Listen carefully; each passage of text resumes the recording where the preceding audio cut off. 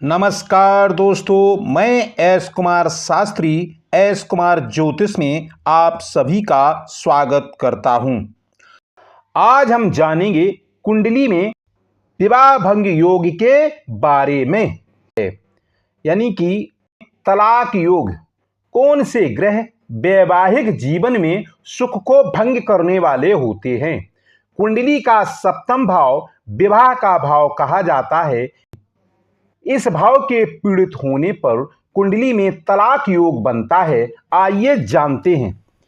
यदि किसी जातक की कुंडली में लग्न भाव का स्वामी या सप्तम भाव यानी विवाह भाव का स्वामी या चंद्रमा पीड़ित हो, यानी वह पाप ग्रहों से दृष्ट हो, या विपरीत भाव यानी कि त्रिक भाव में बैठा हो, यानी छठे भाव में, आठवें भाव में या 12वें भाव में बैठा हो, या फिर द्वितीय भाव में बैठा हो, तो ऐसे जातक के लिए दाम्पत्य जीवन में अलगाव पैदा होता है और यहां तलाक की भी स्थिति उत्पन्न हो सकती है।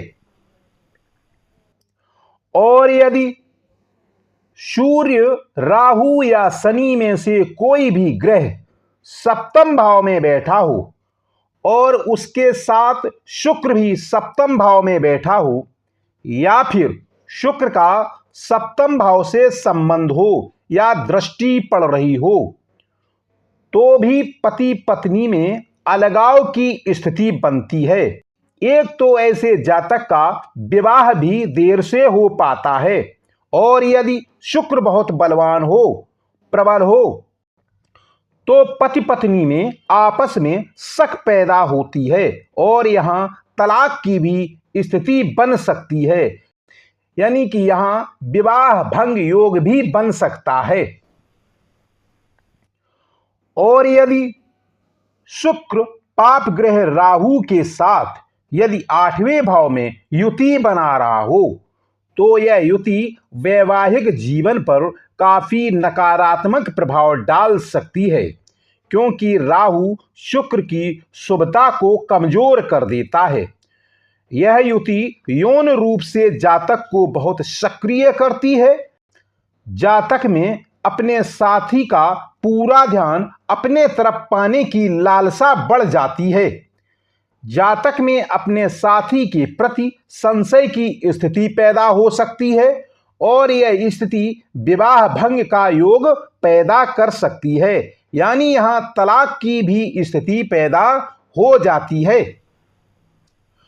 और यदि शुक्र अपनी नीच राशि कन्या में बैठा हो और वह छठे भाव, 8वें भाव या 12वें भाव में बैठा हो और उस पर शुभ ग्रह गुरु की दृष्टि ना पड़ रही हो, तो ऐसे जातक को उसके वैवाहिक जीवन में बड़ी ही परेशानियां आती रहती हैं, क्योंकि छठे भाव में शुक्र का कमजोर होना वैवाहिक जीवन में परेशानियां पैदा करता है। यहां एक विवाह भंग योग भी पैदा होता है। ऐसे जातक की अपने जीवन साथी के साथ तलाक की भी नौबत आ सकती है। और यदि राहु लग्न भाव में या सप्तम भाव में बैठा हो, तो यहां राहु वैवाहिक जीवन में भ्रम की स्थिति पैदा करता है, क्योंकि राहु अलगाववादी ग्रह, यह धुएं के समान प्रभाव देता है। राहु कभी भी संतुष्ट नहीं होता है। व्यक्ति अपने साथी से हमेशा असंतुष्ट रहने लगता है। यह लंबे समय तक किसी एक रिश्ते में नहीं रह पाता है। राहु शारीरिक असंतुष्टि के कारण विवाह भंग के योग को जन्म देता है, यानी यह यहां पर विवाह भंग योग पैदा करता है।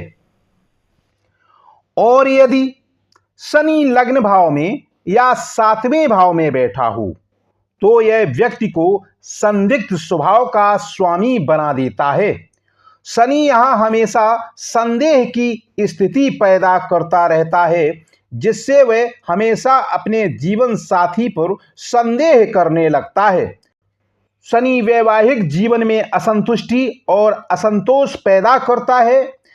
यहाँ पति पत्नी अपने जीवन साथी से अचानक ही आपस में लड़ने लगते हैं। शनि यहाँ दीर्घकालिक प्रभाव देता है। कभी कभी शनि यहाँ ऐसी गलतफहमी पैदा करता है कि तलाक की भी नौबत आ जाती है। शनि यहाँ विवाह भंग का योग पैदा करता है। और यदि सूर्य सप्तम भाव में बैठा हो और राहु का भी सप्तम भाव से संबंध हो, या फिर राहु सप्तम भाव में ही बैठा हो, तो यहाँ वैवाहिक जीवन में विपरीत स्थिति पैदा हो जाती है, क्योंकि सूर्य एक गर्म प्रकृति का अहंकारी ग्रह है। जातक यहाँ अपने साथी को काबू करने की कोशिश करता है, जिससे पति पत्नी में मतभेद बढ़ने लगता है। और सूर्य यहाँ जातक की शारीरिक इच्छाओं को पूरा नहीं होने देता है। और राहु यहाँ भ्रम की स्थिति पैदा कर देता है, और फिर रिश्तों में विद्रोह की वजह से शिथिलता आने लगती है, और यही स्थिति तलाक का भी कारण बनती है। यह स्थिति विवाह भंग योग पैदा करती है। ये वीडियो यहीं तक, फिर मिलेंगे अगले वीडियो में। धन्यवाद।